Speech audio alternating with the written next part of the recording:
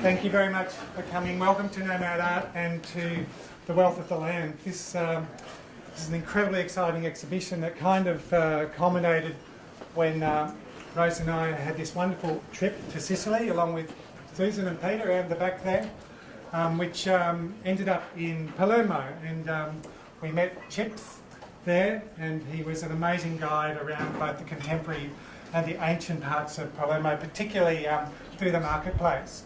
We went back to his house after doing that, and he showed us these amazing images he was working on.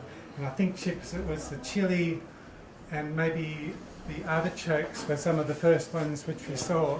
But I'm not going to speak about the art tonight. It's my great pleasure to introduce Neville Pantazis, who is going to open the exhibition.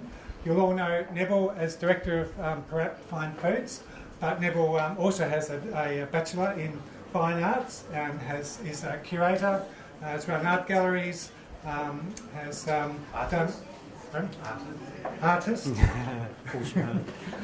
And has an amazing interest and background. He's also a fabulous traveller and philanthropist. So please welcome Neville Pantazis. Thank you.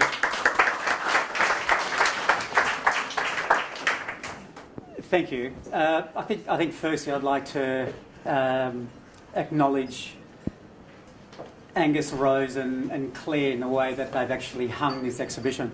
I think it's been the last week where I've actually just been walking into the space and feel as if they've actually nailed it. They've just put this work together in such a way that it's actually peaceful, it's calming, and I encourage you all to come back.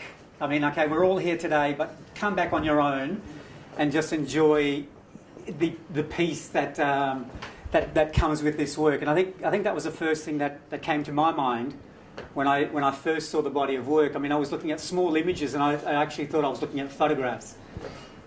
It wasn't until later that we saw, the larger scale, and as it grows in scale, you realise that, there's the hand of a master that's gone behind each and every image. And when I say that, I think one of the first pieces that really jumped out at me was the shallots.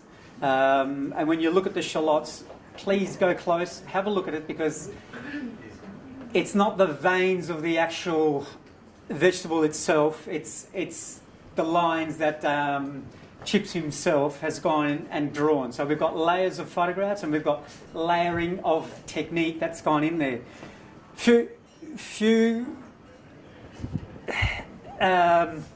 Talking about techniques, there's a few techniques that come to mind, and one of them is what I think the Italians call it tenebrasso, which is it's almost like when you first see the work of Caravaggio. And I was very fortunate that a couple of weeks ago, being in Kyoto, we went to the Gallery of Western Art, and there was probably the biggest collection of Caravaggio's work on display. And when I bring his work into play here, it's that play of the technique where there's the darkness is utilised and the shadows are used to emphasise the lightness in some of the pieces. And that's the first thing that sort of came to my mind when I first saw the work. And wherever my mind went, I started reading the words that Anita Angel had written at the back of this catalogue. And again, it's very important that if you've got the time, get the catalogue, read her words, because she's articulated it and brought it to a level where I don't think I could take it. I'm probably simplifying it a lot, but the other similarities and where my way of thinking and Nia had also mentioned was when I first saw the work of Renato, was it Guttuso? Yeah, and that work from the village, the market scene, and then I think this is the village where you were from, where you first saw and were gifted the chilies. which was, well, I understand the inspiration that went behind this body of work. But seeing that work and being in Milan and actually physically seeing the work at the World Expo, which was about food sustainability, and coming here, it's just brought it all together. And we are very, very lucky here in Darwin to have the talent of Chips, to have this body of work come to us. It's here, it's in Darwin.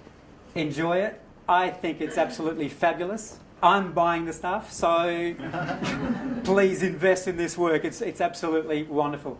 There is one more thing I need to say.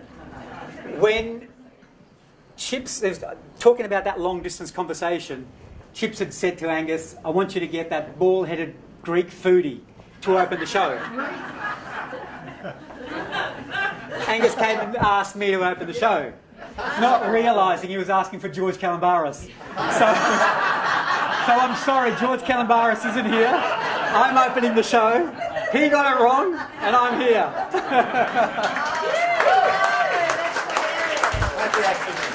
What I really want Neville is because he's a wog.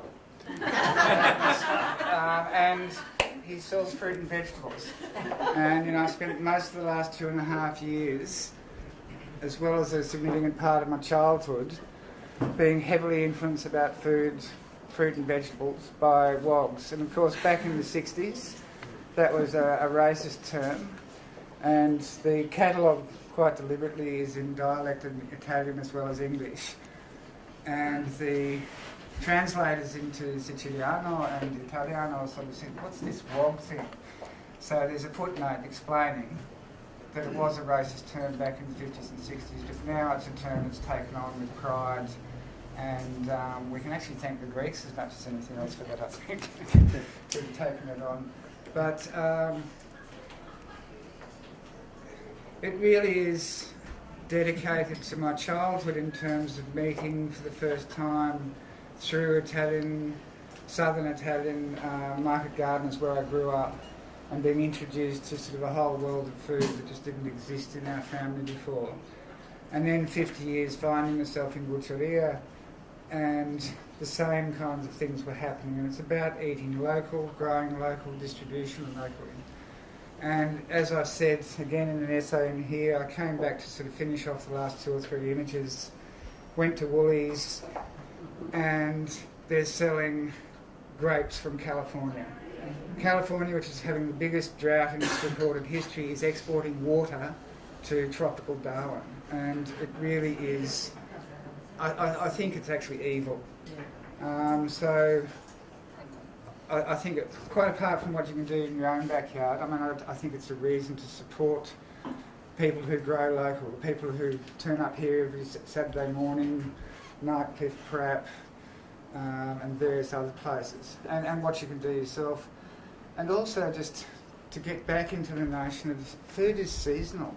It's insane that we demand things like asparagus 52 weeks a year. The growing season of asparagus in Australia is 6 weeks. It's all grown down near Canberra. And that should all be we should be happy with that. And it's like that in the butchery. There's a particular kind of tiny wee strawberry that comes from near Marsala. It's not on the wall.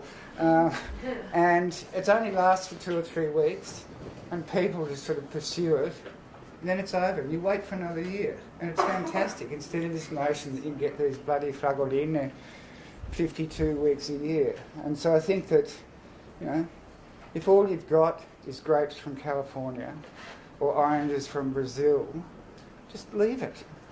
Wait till the Australian ones come back, or the ones that are grown in Central Australia or whatever. So it's a thing about food being really, really political. As we fall apart, frankly, in terms of climate change, the food miles that go into that garlic that comes from China is brought in on planes. It's not put on a ship. Certainly the asparagus that comes from Mexico, the Mexican season's about 12 weeks after the season in Canberra. That gets flown here. I mean, that's crazy. It's criminal. So, again, whatever you can do on your own veranda, in your own backyard, is one thing, but also support local growers wherever you can. And just on that, the horticultural industry in Greater Darwin is worth $300 billion a year. It doesn't get any government subsidies like the mining industry. It doesn't demand huge amounts of infrastructure like other industries do. It's largely Laotian, Vietnamese, Kampuchean growers who've been supplying Darwin and other parts of Australia for a very long time. All came as refugees. So think about that when you next go to the markets or you go to Jimmy Shu's place. You're eating locally and you're not adding to this criminal insanity of food miles. And finally, again, it's no accident that the slow food movement started in Italy 30 years ago. And I think we've got a lot. I learned a lot from Italy. I think we've all got a lot to learn from Sicily. Thanks a lot.